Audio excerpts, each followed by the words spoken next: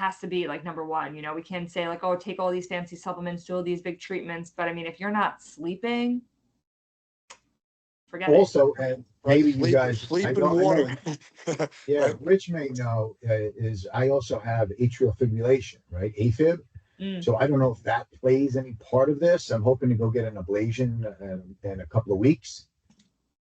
I don't know if it Probably a result of honestly. everything else. I was going to say, I think this is driving the AFib, actually, the high inflammation, the homocysteine. Is there some kind of underlying virus, again, that we're just not seeing here? Possibly. We can dig deeper into like seeing, is there some like hidden Lyme? So I'm currently getting certified in Lyme through the ILADS. It's like the International Lyme Disease Association. And, Yeah, I did that. Yeah. Yeah, It's really great. interesting stuff. Yeah, good. But just talks more into like what I find most interesting is like the diagnostics of that, just how, you know, a lot of these traditional labs aren't picking up these Lyme infections in people. And so we really need these like microscopic analysis. There's this company, T Labs, that does a really good job at looking at like actually finding like the proteins and microscopically looking at the blood. Right, other markers.